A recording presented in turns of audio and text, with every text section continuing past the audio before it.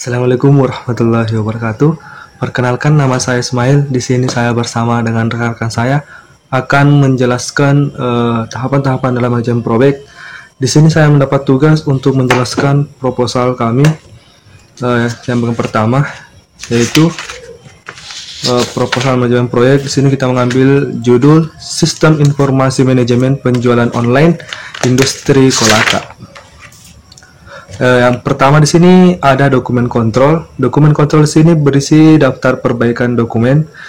Di sini ada tanggal dan keterangan di sini ada Ismail, penulisnya Ismail, dan ini adalah surat penugasan dari direktur. Dan yang mengetahui di sini ada Herianto yang sebagai pemilik proyek. Selanjutnya di sini ada info global. Info global di sini ada nama proyek, yaitu pembangunan sistem informasi manajemen penjualan online, dan pemilik proyek di sini tadi ada Herianto, dan selanjutnya manajer proyek Ismail, di sini saya sendiri, dan ada global proyek di sini ada deskripsi singkat, yaitu untuk deskripsi singkat di sini membangun sistem informasi manajemen online industri Kolaka. Selanjutnya di sini ada permasalahannya. Permasalahan di sini, yang pertama, masalah yang dihadapi itu bagaimana masyarakat Kolaka bisa mempertahankan jualannya, tapi sayangnya orang-orang yang berwirausaha tersebut tidak bertahan lama dikarenakan usaha yang dirintis tidak berjalan sesuai dengan harapan, yang menyebabkan modal dan usaha tidak sesuai dengan keuntungan yang didapat sehingga tidak sedikit usaha tersebut tutup. Yang kedua, faktor merosotnya usaha tersebut adalah kurangnya konsumen yang berkunjung ke daerah usaha kecil atau menengah sehingga tidak mendapat popularitas di masyarakat. Selanjutnya yang ketiga, dikarenakan usaha tersebut didirikan pada lokasi yang kurang strategis. Selanjutnya ada yang keempat, terkadang konsumen tidak berkunjung sebab faktor didagangkan sedikit dan tidak memenuhi konsumen. Yang selanjutnya ketidaktahuan konsumen terhadap ketidaktahuan konsumen kalau di daerah itu ada penjualan industri, misalnya yang menjual es kelapa bakar. Selanjutnya ada deskripsi produk atau service di sini. Di sini ada yang pertama ada tampilan daftar katalog, menampilkan produk terbaru, ada upload pembayaran, menunjukkan lokasi penjual secara rinci, profil penjual, dan tentang aplikasi. Terus selanjutnya ada faktor penentu keberhasilan. Faktor penentu keberhasilan di sini yang pertama ada regulasi harga. Regulasi harga di sini, makanan dan minuman yang dijual harga terjangkau dan akan disesuaikan dengan harga pasaran. Yang kedua ada kualitas produk. Kualitas produk di sini membuat standar kualitas produk yang konsisten agar pelanggan menerima pesanannya sesuai dengan yang digambar dan sesuai dengan video yang dipesannya. Yang ketiga ada aksesibilitas toko. Website adalah salah satu sarana komunikasi dengan pelanggan. Jadi website ini harus mampu memberikan informasi yang cepat. Websitenya harus dibuka dengan baik meskipun menggunakan perangkat mobile agar banyak yang dapat melihatnya. Yang keempat, kesan pertama yang baik. Desainnya harus bagus dan diisi di dalamnya harus tertata dengan rapi agar melihatnya langsung tertarik. Yang kelima, keamanan. Mampu memastikan bahwa data identitas yang di dalamnya itu terjaga aman dan tidak bocor. Yang keenam, mengambil keuntungan dari email marketing. Dengan email kita dapat menyapa mereka dalam hal ini tentu saja meningkatkan kepercayaan pelanggan. Kita juga dapat memberikan tawaran khusus langsung kepada mereka. Jika mendapat sebuah tawaran khusus untuk kita, bukankah kita akan tertarik? Banyak email marketing provider yang dapat membantu dalam urusan email marketing. Selanjutnya ada keuntungan yang diharapkan. Keuntungan yang diharapkan di sini yang pertama, lebih mudah untuk konsumen dalam mengetahui di daerah itu ada yang menjual makanan dan minuman. Yang kedua, lebih mudah untuk mendapatkan keuntungan yang besar. Yang ketiga, lebih mudah mempromosikan usaha kecil dan menengah. Yang keempat, konsumen yang berkunjung di daerah usaha kecil akan lebih banyak mendapatkan popularitas di masyarakat. Yang kelima, dengan adanya website ini diharapkan masyarakat Kolaka bisa mempertahankan dagangannya. Yang selanjutnya di situ adalah teknologi yang digunakan. Teknologi yang digunakan di sini ada laptop Lenovo dengan prosesor Core i5. Yang kedua Android smartphone. Yang ketiga memori 8 GB dan 1 TB hard disk. Yang keempat browser Chrome atau aplikasi browser searching. Yang kelima sistem operasi Windows 7 atau 8 atau 10. Yang keenam Android System. Yang ketujuh Sublime Text untuk membuat aplikasinya. Yang kedelapan Exam. Yang kesembilan web hosting atau dan domain name. Selanjutnya ada deskripsi proyek. Deskripsi proyek di sini, deskripsi proyek yang pertama tujuan proyek. Tujuan proyek di sini tujuannya menjadi media promosi untuk usaha kecil menengah, mempermudah masyarakat terkhusus daerah Kabupaten Kolaka untuk transaksi jual beli online pada usaha kecil atau menengah. Selanjutnya, memperkenalkan teknologi informasi kepada masyarakat sebagai solusi yang efektif, efisien, dan modern untuk mengatasi permasalahan pada usaha kecil menengah. Yang kedua, hasil yang diinginkan. Yang pertama, menampilkan katalog produk. Yang kedua, daftar produk terbaru, tampilan upload pembayaran, menampilkan lokasi penjualan secara rinci, profil penjualan, dan tentang penjualan. Selanjutnya ada jadwal. Proyek dikerjakan selama kurun waktu 146 hari, meliputi pekerjaan pembangunan atau pembuatan sistem dan segala kegiatan pendukung. Yang kedua ada perawatan selama kurun waktu tertentu. Yang keempat di sini ada estimasi atau perkiraan biaya. Biaya yang dibutuhkan untuk membangun sistem ini adalah Rp42.700.000. Dan yang kelima, estimasi sumber daya yang diperlukan. Sumber daya yang diperlukan di sini sumber daya secara global di sini terdiri atas yang pertama, sumber daya manusia. Ada 5 anggota tim proyek. Anggota tim proyek bisa merangkak atau mengambil bagian yang lainnya, pekerjaan lain di waktu yang lain. Terus ditambah dengan 1 orang manajer proyek. Selanjutnya ada materi atau alatnya menggunakan Android smartphone dan komputer server. Perencanaan aktivitas secara global di sini yang keenam. Ada 6 aktivitas secara globalnya. Yang pertama itu ada analisis desain sistem yang memerlukan waktu 10 hari dengan estimasi biaya 4,2 juta. Terus desain aplikasi yang memerlukan waktu 9 hari dengan estimasi biaya 3 juta. Pemrograman 70 hari dengan estimasi biaya 34 juta. Testing 7 hari 4 juta. Training 15 hari 4,5 juta. Dan pemeliharaan 35 hari 3 juta. Total ada 146 hari dengan estimasi biaya 42,7 juta. Atasan. Batasan di sini yang pertama, proses pembangunan sistem informasi manajemen penjualan online industri Kolaka, yakni melakukan survei sistem terdiri dari identifikasi sistem, seleksi, perancangan sistem. Yang pertama, identifikasi sistem. Identifikasi sistem yaitu mengidentifikasi masalah, kemudian mengidentifikasikan peluang apa saja yang dapat dilakukan untuk membangun sistem. Yang kedua, seleksi, mengevaluasi proses pembangunan proyek untuk memastikan agar sistem yang dibuat dapat sesuai dengan target yang telah diatur sebelumnya. Selanjutnya ada perancangan sistem. Perancangan sistem di sini proses untuk membangun perancangan untuk memulai mengesahkan pembangunan sistem yang akan dibuat. Yang kedua, analisis kebutuhan. Analisis kebutuhan dilakukan untuk mengetahui komponen-komponen apa saja yang diperlukan atau kebutuhan apa saja pada sistem yang ingin kita buat. Yang ketiga, perancangan. Perancangan yaitu proses pengembangan dengan membuat cetak biru yang berisi kerangka kerja terperinci sebagai landasan ketika ingin membangun sebuah proyek yang terdiri dari penetapan tujuan dan sasaran, penyusunan strategi, pelaksanaan program dan fokus kegiatan. Yang keempat ada implementasi, proses dimulainya pembuatan sebuah sistem yang sudah dirancang pada tahap sebelumnya. Yang kelima, pengujian. Setelah pengembangan sebuah sistem perlu melakukan sebuah pengujian untuk mengetahui apakah sistem yang kita buat sudah layak atau sudah sesuai belum dengan hasil yang diharapkan. Yang keenam ada perubahan atau pemeliharaan. Pemeliharaan dilakukan untuk menjamin keberlangsungan dan kelancaran penyempurnaan sistem yang kita buat. Yang pertama, membahas tentang resiko perubahan sistem yang akan dibahas secara khusus oleh manajemen perubahan seperti perubahan jadwal, perubahan strategi, dan lain-lain. Yang kedua, biaya tim proyek, yaitu biaya untuk semua yang terlibat dalam pembuatan proyek sistem informasi manajemen industri Kolaka. Yang terakhir di sini ada asumsi. Asumsi di sini sumber daya non personil sudah tersedia sesuai dengan deskripsi proyek. Sumber daya proyek sudah tersedia sesuai dengan spesifikasi proyek. Yang ketiga, anggota tim proyek adalah anggota kelompok untuk pengerjaan proyek Yang keempat, manajer proyek adalah personil dari tim proyek. Yang kelima, struktur organisasi sudah ditentukan.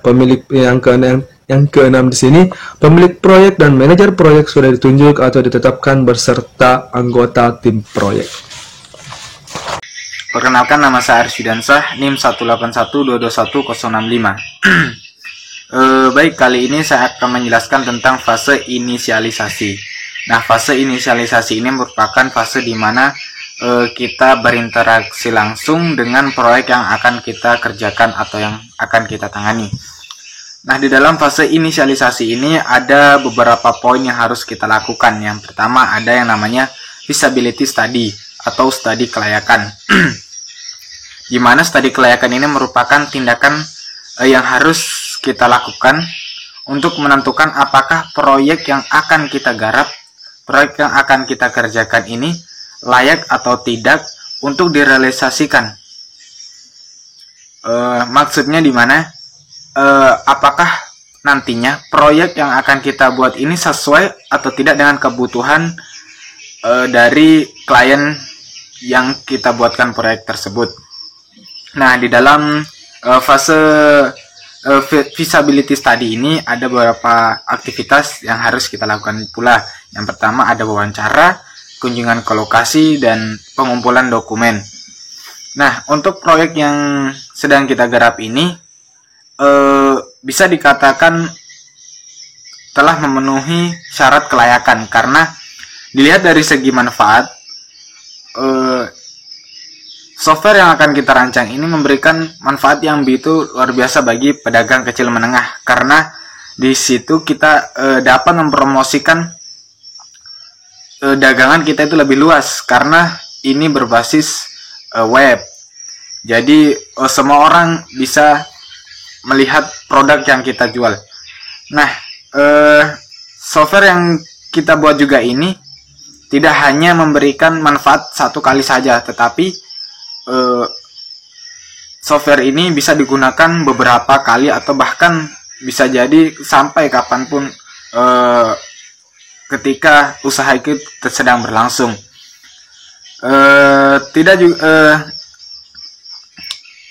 Bukan cuma itu, proyek yang kita buat juga ini juga bersifat user friendly. Maksudnya di mana software ini bisa digunakan oleh siapapun, mulai dari orang awam, bahkan orang awam sampai orang yang paham tentang komputer. Itu juga bisa menggunakan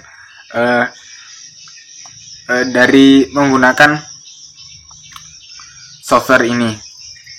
Nah, yang selanjutnya ada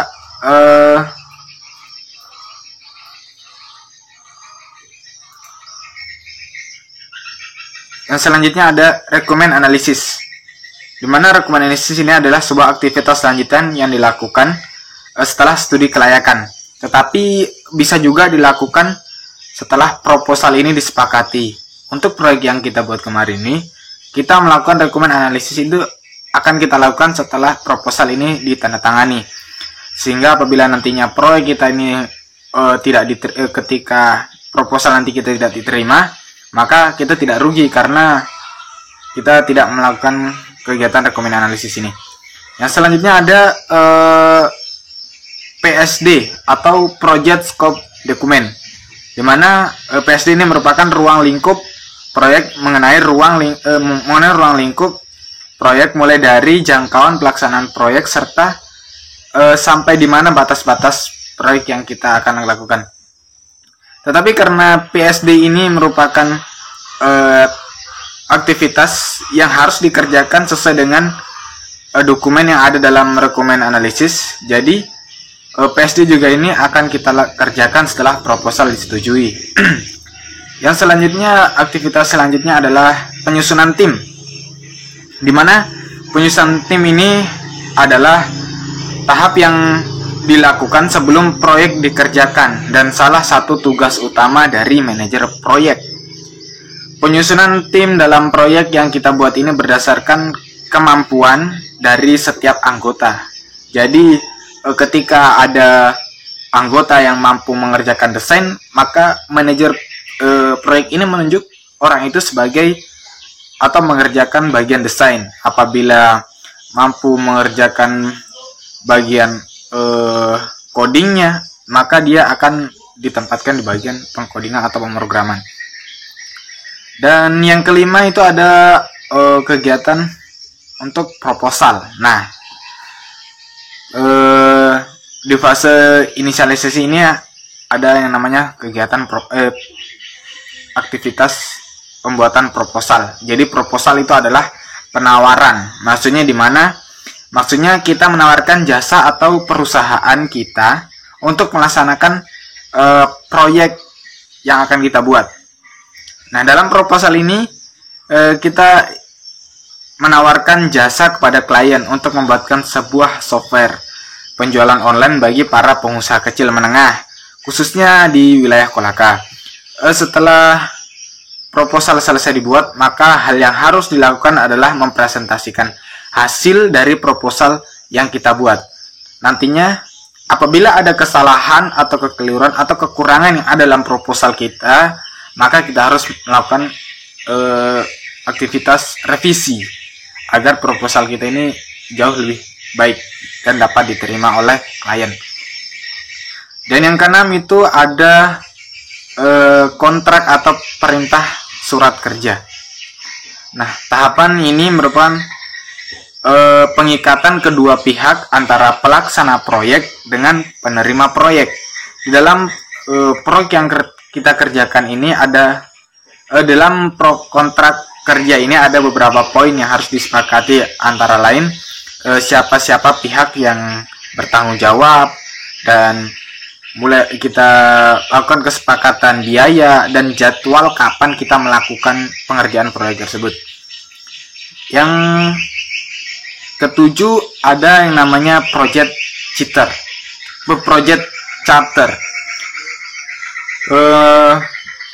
Dalam fase project charter ini di mana kita harus menyusun dokumen resmi yang akan menjadi pedoman bagi pelaksana proyek. Nah, dalam project charter kita harus menuliskan beberapa poin seperti visi dan tujuan organisasi proyek atau siapa-siapa yang terlibat dalam proyek yang kita sedang tangani. Kita juga harus menjelaskan implementasi dari proyek yang kita kerjakan serta mendeskripsikan masalah dan resiko yang bisa saja terjadi ke depannya. Yang selanjutnya dan yang terakhir adalah project kick-off.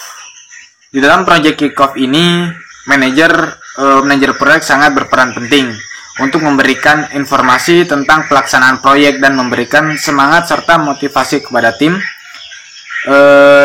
Dan juga dalam fase ini dibuatkan agenda sebagai pedoman proyek, dimulai yang di dalamnya ada beberapa poin seperti nama proyek, manajer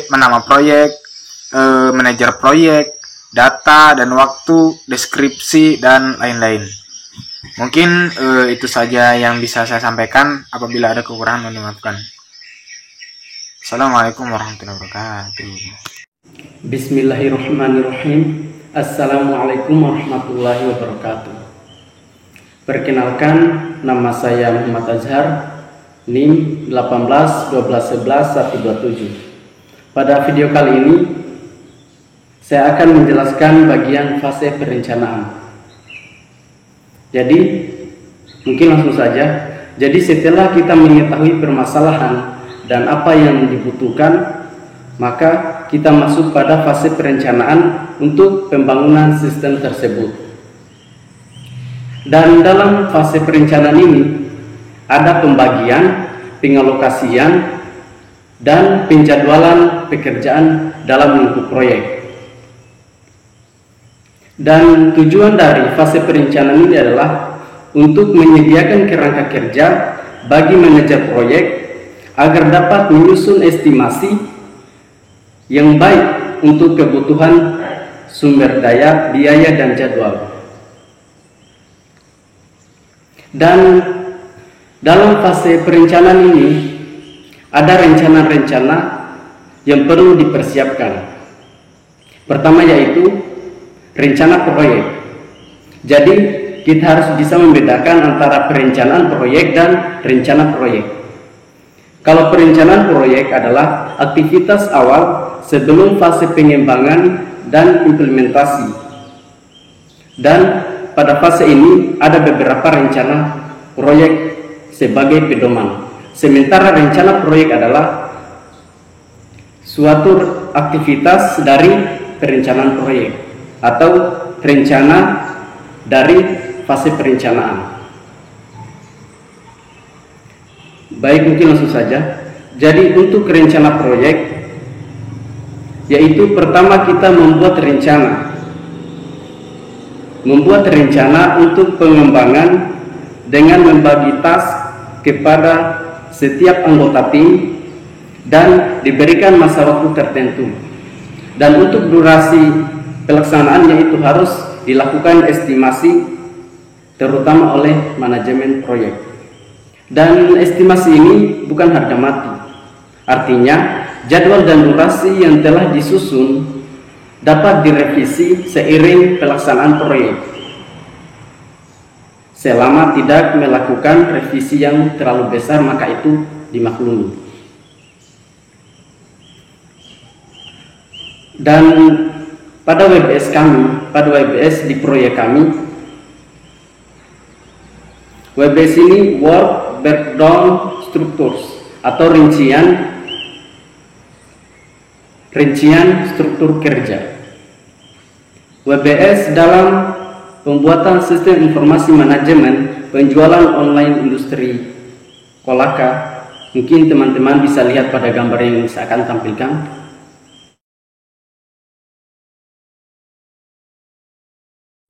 Dan teman-teman jika ingin melihatnya lebih lama, gambar tersebut di videonya bisa di pause. Jadi di situ tertulis untuk analisis sistem itu memiliki durasi 10 hari, desain sistem 9 hari, programming 70 hari, pengujian sistem 7 hari, pelatihan 15 hari, dan pemeliharaan 35 hari. Dan ada juga rencana sumber daya. Jadi setelah kita melakukan WBS atau Work Breakdown Structures, maka kita akan mengalokasikan setiap task kepada masing-masing pelaksananya. Selanjutnya itu rencana keuangan. Dalam proyek tidak lepas dari yang namanya dana atau keuangan.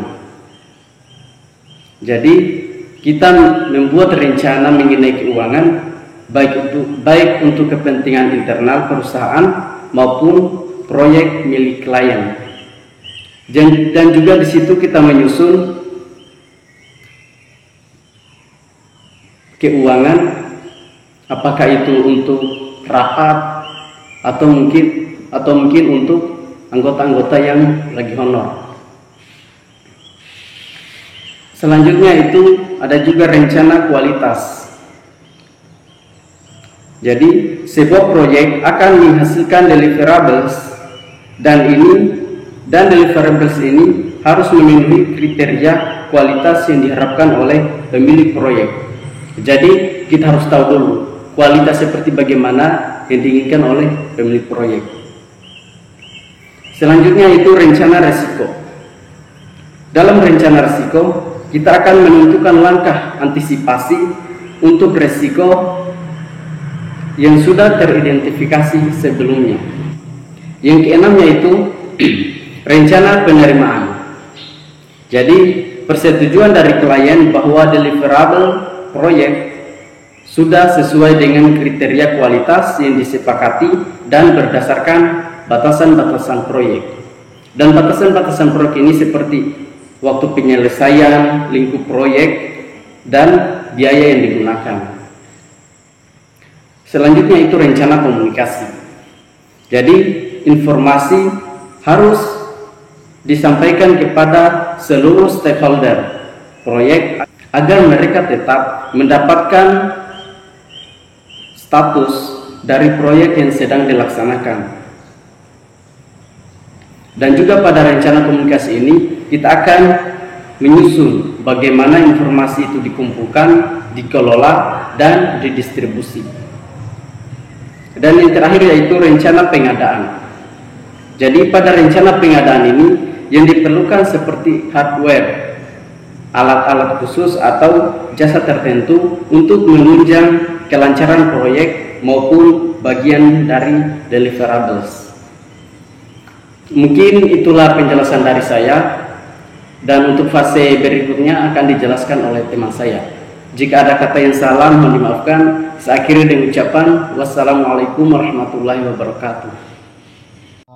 Baiklah, pada kesempatan kali ini saya akan melanjutkan penjelasan kegiatan yang dilakukan dalam proyek, yaitu pada fase pengembangan. Di mana pada fase pengembangan di sini ada 5 tahap. Tahap pertama requirement, tahap kedua desain sistem dan software, kemudian yang ketiga pembangunan software, yang keempat quality assurance, yang kelima dokumentasi. Di mana pada tahap requirement dilakukan pada fase inisialisasi. Pada tahap pengembangan kita sudah memiliki SRS atau System Requirement Specification dan Project Scope Document atau PSD sebagai penunjang langkah berikutnya, yaitu desain sistem dan software. Dan pada tahap ini masih memungkinkan perubahan kecil atau minor terjadi. Sedangkan pada tahap desain sistem dan software, jika sistem adalah kumpulan dari deliverable manajemen proyek, maka software merupakan bagian dari sistem tersebut. Proses desain sistem akan melalui beberapa tahap. Tahap pertama yaitu specification fungsional dan teknis, di mana specification fungsional sistem yang dapat dilihat pada SRS yang berisi spesifikasi fungsional dan non fungsional. Sedangkan spesifikasi teknis di sini dapat dideskripsikan melalui Functional Specification Document atau FSD dan Software Technical Specification atau STS,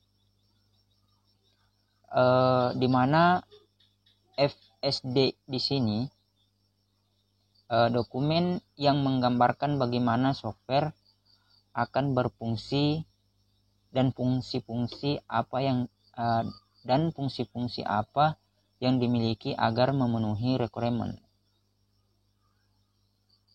Sedangkan STS berisi aspek teknik dan software yang akan dibangun seperti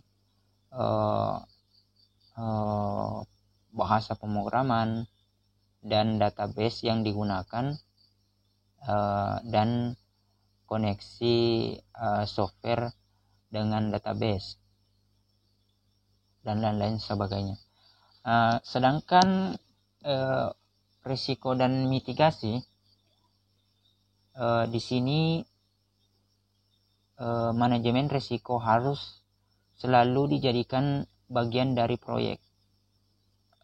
Di sini pada potensi risiko selalu ada pada setiap fase proyek. Biasanya tidak semua risiko dapat teridentifikasi saat mempersiapkan desain. Beberapa risiko tidak terprediksi, namun upaya mitigasi sebisa mungkin tetap disiapkan. Sedangkan pada tahap desain, di sini proses untuk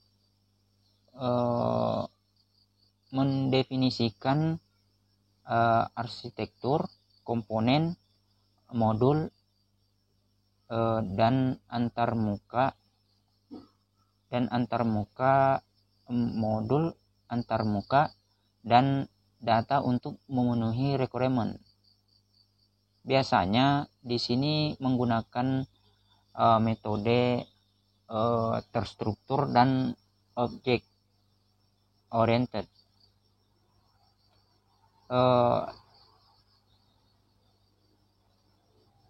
Metode terstruktur di sini biasanya konteks diagram, data flow diagram, sedangkan object oriented biasanya di situ pemodelan UML. Adapun tahap selanjutnya yaitu tahap pembangunan software. Pada tahap ini, bentuk software yang akan digunakan user untuk dibangun, di mana tahap yang digunakan yang pertama yaitu pemrograman. Di sini pemrograman atau di sini paradigma programan biasanya di situ banyak digunakan seperti struktur programming, procedural programming, object oriented programming, dan lain-lain sebagainya. Dalam pengembangan sistem informasi skala besar, pada fase pengembangan tentu tidak mungkin hanya mengandalkan satu atau dua orang programming saja,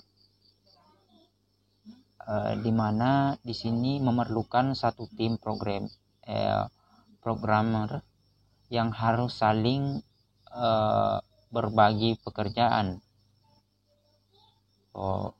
sehingga bisa saling berkolaborasi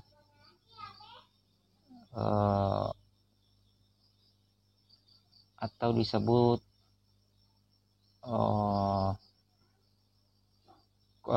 collaboration programming. Sedangkan integrasi sistem di sini setelah pemrograman dilakukan dan telah mencapai tahap penyelesaian, maka berikutnya adalah menyatukan setiap hasil kerja dari anggota tim programmer ke dalam satu sistem yang utuh. Setiap modul yang dibangun akan saling berinteraksi dan informasi yang diharapkan dapat dihasilkan sesuai dengan requirement. Sedangkan di sini pada tahap debugging,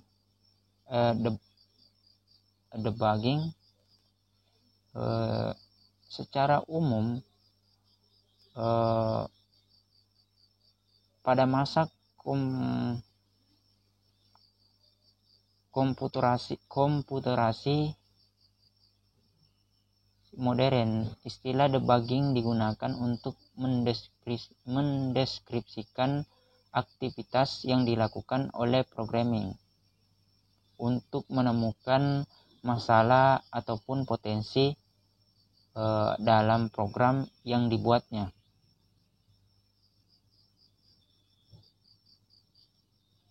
Kemudian yang kedua, programmer. di sini programmer profesi yaitu sebuah profesi. Programmer kadang dapat dikatakan sebagai seni daripada teknik atau teknis. Programmer di sini harus mampu menerjemahkan requirement yang telah digunakan atau dituangkan dalam desain menjadi kode-kode program, sehingga menjadi software yang merupakan inti dari sistem informasi. Sedangkan quality assurance, dalam quality assurance ini akan dilakukan pengujian sebelum masuk ke dalam fase delivery, di mana software sudah yakin memenuhi user requirement specification, meskipun proyek telah diselesaikan, dapat diselesaikan tepat waktu dan memenuhi semua kriteria requirement. Namun bisa saja software yang dihasilkan tidak memuaskan bagi klien. Kemudian fase dokumentasi. Fase dokumentasi di sini dalam proyek ini adalah dokumentasi yang berisi tentang aktivitas-aktivitas dalam proyek, di mana dokumen tersebut menjadi bagian dari komunikasi internal proyek maupun untuk stakeholder lainnya. Dalam proyek berskala kecil, dokumen mungkin hanya terdiri dari beberapa folder saja, sedangkan dalam proyek berskala besar bisa menempati sampai beberapa lemari arsip.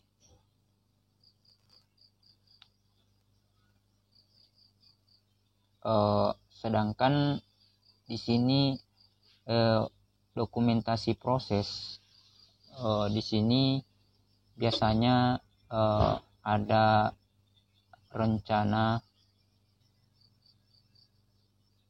biasanya menyimpan dokumen rencana, laporan, kemudian laporan standar, dokumen standar, dan dokumen kertas-kertas kerja, dan memo dan pesan-pesan.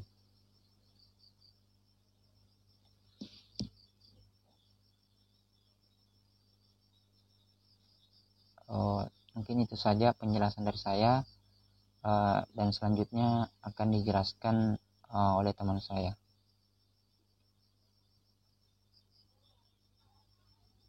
Assalamualaikum warahmatullahi wabarakatuh. Perkenalkan, nama saya Wia Damayanti, NIM 181231205.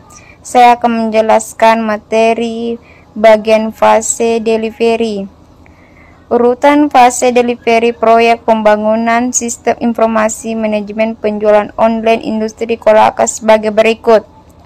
Setelah delivery proyek pembangunan sistem informasi manajemen penjualan online industri Kolaka sebagai berikut, ada 6.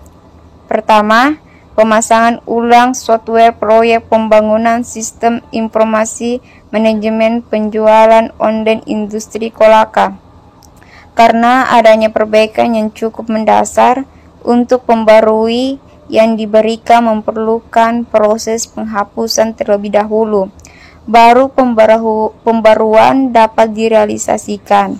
Proses ini biasanya berjalan cukup sulit, sehingga memerlukan tindakan tim kelompok. 2. Packing, yaitu memberikan sebuah file dieksekusi apabila yang dieksekusi akan menguraikan file-file yang terkandung di dalamnya. yang akan mempengaruhi atau menambah software yang lama dengan koreksi-koreksi yang telah dibuat. Ketiga, online update, yaitu perbarui yang dilakukan dengan menggunakan koneksi tertentu.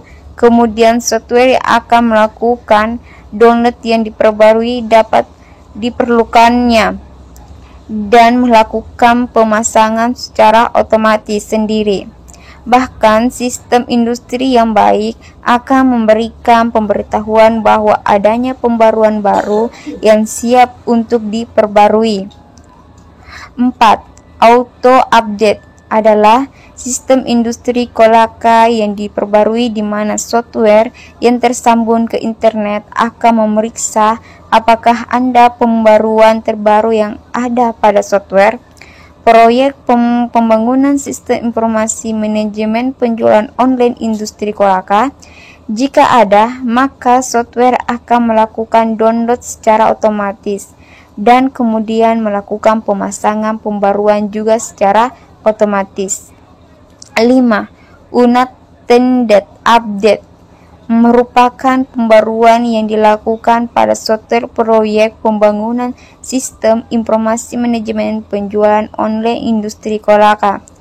Secara tersentralisasi, pembaruan bisa dilakukan secara bertahap jika komputer di pusat yang mendapatkan pembaruan melakukan koneksi dengan komputer dengan mengirimkan informasi pembaruan dan melakukan pemasangan. 6.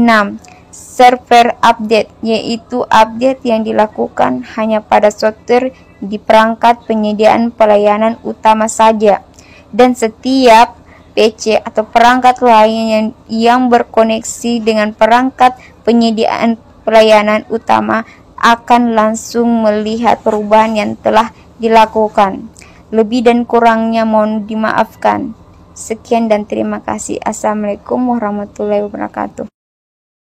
Fase akhir dan pemeliharaan sistem informasi, verifikasi lingkup pekerjaan.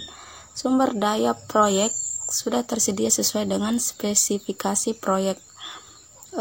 Untuk petunjuk penggunaan sistem kami langsung menampilkan tampilan daftar katalog dan menampilkan produk terbaru, menunjukkan lokasi penjual secara rinci.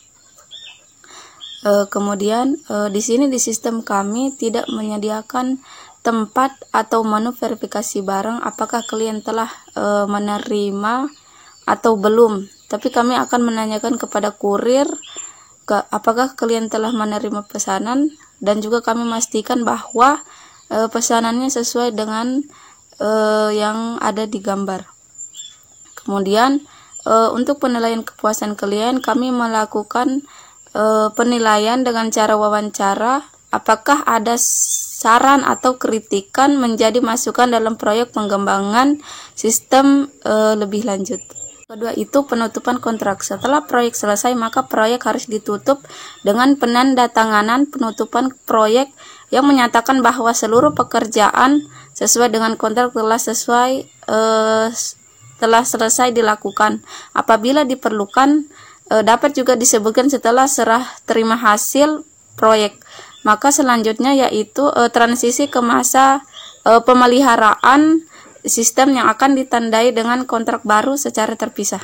Tiga itu penutupan administratif. Setelah semua dokumen atau izin kerja telah dinyatakan selesai dan seluruh anggota tim telah kembali kepada fungsional masing-masing, pastikan juga administratif dengan pihak penyedia jasa hosting dan jaringan internet telah diselesaikan dan semua dalam keadaan aktif. Keempat itu hal yang dipelajari. Yang pertama, mengidentifikasi masalah, mengidentifikasi peluang apa saja yang dapat dilakukan, mengevaluasi proses pengembangan proyek, memastikan sistem dibuat sesuai target, kemudian membahas tentang risiko perubahan sistem dan biaya tim proyek. Yang kedua itu untuk estimasi jadwal, proyek dikerjakan selama kurun waktu 90 hari atau memerlukan sedikit penyesuaian. Kemudian yang ketiga itu masalah anggaran. Kami memperkirakan biaya sekitar 81 Rp4.700.000. Anggaran ini cukup bahkan melebihi dari yang diperkirakan. Kemudian 4. Desain. Implementasi dan proses testing dilakukan dengan efektif sesuai dengan requirements. Kelima, untuk masalah persepsi proses. Sesuai dengan perencanaan proyek dilaksanakan dengan baik dan dapat dioperasikan. Keenam, produk yang dihasilkan proyek. Mencapai tujuan proyek tapi bentuk pelaksanaannya masih belum cukup stabil. Ketujuh, kepuasan klien. Sistem informasi yang menghasilkan digunakan untuk menunjang operasional sehingga meningkatkan efisiensi. 9. Risiko dan mitigasi. Sistem kami belum dapat mengidentifikasi risiko yang mungkin terjadi dalam pelaksanaan proyek. 9. Metodologi manajemen proyek. Dapat mendukung pelaksanaan proyek tapi belum 100% penuh. Ke-10, penutupan proyek. Setelah proyek selesai, maka proyek akan ditutup. Masa pekerjaannya juga selesai, tapi dalam pengembangan sistem masih dilakukan oleh tim proyek. 5. Pencatatan historis proyek. Pertama itu rencana dan realisasi durasi jadwal pelaksanaan, kemudian rencana dan realisasi jam kerja atau secara biaya, kemudian catatan perubahan rencana manajemen proyek, tinjauan akhir proyek, dokumentasi untuk informasi pembelajaran sepanjang proyek berlangsung untuk membantu manajer proyek menghadapi permasalahan sejenis. Yang keenam, post implementation evaluation report atau PIR. Seberapa efektif organisasi proyek? Sekitar 90% dan organisasi proyek disesuaikan seiring berlangsungnya proyek. Untuk perubahan personel itu tidak, karena itu akan memakan waktu lagi dan tidak akan mencapai sesuai target yang telah ditentukan. Kemudian teknik yang digunakan untuk mencapai hasil. Yang pertama itu regulasi harga, barang yang dijual terjangkau, kemudian kualitas produk, membuat standar kualitas produk yang konsisten. Aksesibilitas toko, memberikan informasi yang cepat. Kemudian kesan pertama yang baik itu membuat desain yang menarik, keamanan, identitas pelanggan. Jadwal dan anggaran. Untuk jadwal sendiri itu kami memperkirakan sekitar 90 hari, ternyata menghabiskan waktu sebanyak 146 hari. Untuk efektivitas penggunaan waktu itu sebagai target, tapi kalau dalam pelaksanaannya melebihi, mungkin itu ada kesalahan tim atau prosesnya ada kendala. Kemudian untuk anggaran kami memperkirakan sekitar 81.700.000 rupiah, sedangkan yang terpakai itu sekitar 42,7, yang artinya untuk anggaran itu sendiri kami menetapkan angka tinggi agar kami mempersiapkan supaya saat ada biaya tambahan tidak pusing untuk mencari biaya lagi. Risiko yang terjadi dan solusinya. Untuk mengantisipasi terjadinya risiko, kami akan menyiapkan cadangan agar saat itu terjadi kami tidak terlalu khawatir karena ada informasi mengenai risiko sistem sebelumnya. Kemudian kekuatan dan kelemahan proyek. Kekuatannya, informasi tersebar luas, lebih mudah mendapat keuntungan, mudah untuk mempromosikan suatu produk. Kelemahannya itu terdapat gangguan seperti jelek jaringan, lama dalam pembuatannya, dan dapat ditiru oleh sistem lain. Rekomendasi tim proyek itu dapat bekerja dalam tim, tidak egois, mencari solusi bersama-sama, dapat mengusulkan pendapat dan tidak meremehkan pendapat orang lain. 7 itu merayakan keberhasilan. Merayakan dengan makan siang di sebuah restoran dan mengucapkan terima kasih kepada tim atas kerja keras yang telah dilakukan selama proyek dikerjakan. Kemudian itu kontrak pemeliharaan sistem atau sistem maintenance kontrak. Kami akan memberikan pelatihan khusus untuk klien sehingga memiliki kemampuan untuk menggunakan sistem ini dan juga melakukan pemeliharaan terhadap sistem. Kemudian adaptive maintenance, yaitu pemeliharaan ini dengan memberikan update karena adanya perubahan lingkungan operasional di mana sistem informasi digunakan, di antaranya perubahan platform, adanya tambahan peralatan dan pertambahan pengguna.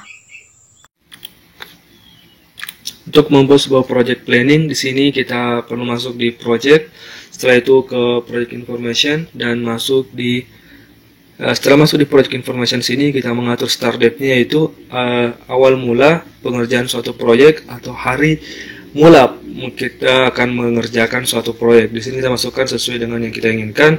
Setelah itu kita klik OK.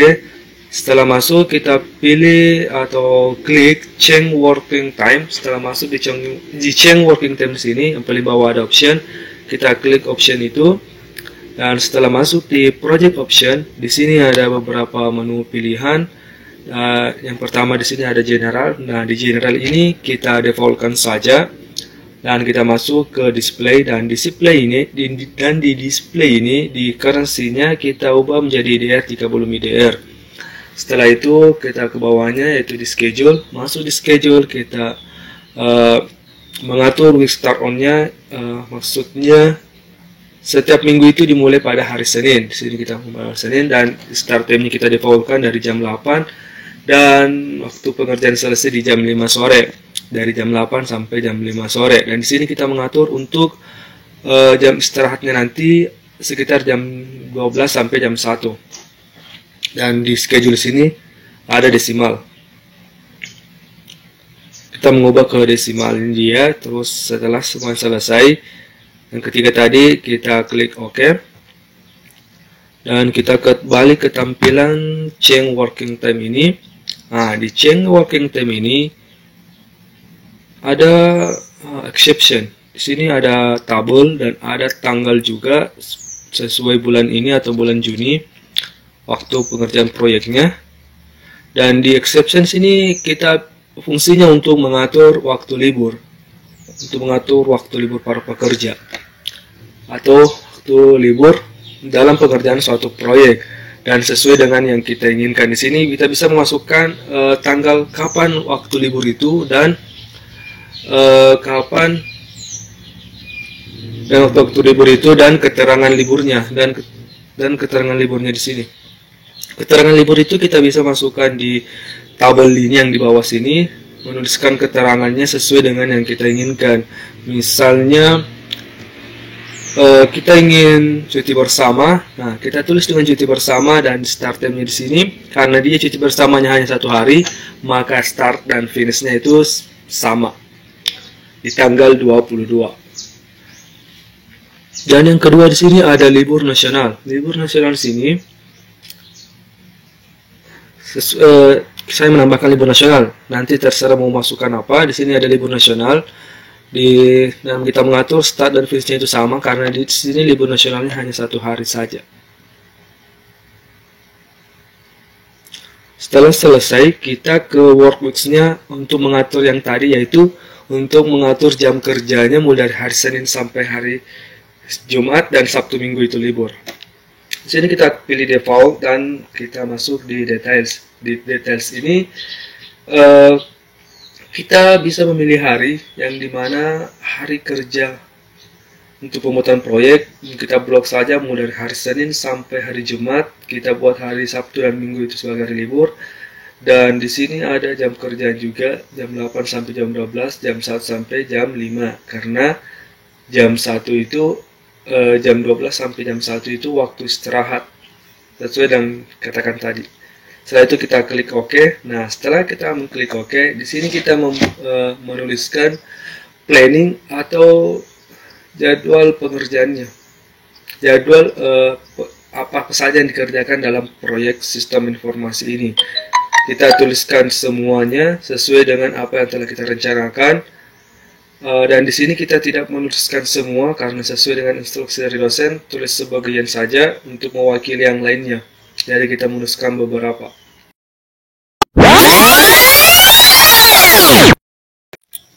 Setelah kita menuliskan keterangan planning yang akan dikerjakan dalam proyek ini, kita masukkan ke durasi. Kita masuk ke durasi. Di durasi di sini di judul besarnya itu kita 10 hari, maksudnya 10 hari itu jumlah kerja dari tahapan-tahapan yang dikerjakan dalam poin itu. Nah, di sini ada 5 poin, jadi kita 10 itu kita bagi berapa hari untuk dalam pengerjaan sesuai dengan kesulitan atau lama pengerjaan satu bagian tersebut. Nah, di sini ada desain sistemnya ada 9 hari dan ada 3 bagian, jadi kita bagi ke 3 saja. 3 setiap poin. Setelah selesai di durasi, kita ke predecessor. Di predecessor nanti kita langkai start dan finish pengerjaannya, atau start berarti suatu pengerjaan proyeknya. Kita isi predecessornya di sini. Dan setelah kita isi predecessor di sini nanti, maka akan muncul start dan finish pengerjaan suatu proyek itu. Misalnya di sini, setelah kita masukkan ke predecessor, maka yang poin yang pertama itu melakukan wawancara kepada klien yang dilakukan pada 2 hari saja, maka dia mulai tanggal 20 sampai tanggal 21. Setelah itu ada yang kedua, membuat kamus data 3 hari, maka dia tanggal 23 sampai 25. Setelah itu yang selanjutnya di sini ada membuat proses spesifikasi 2 hari juga, maka dia tanggal 23 sampai 24 saja. Selanjutnya ada dokumentasinya.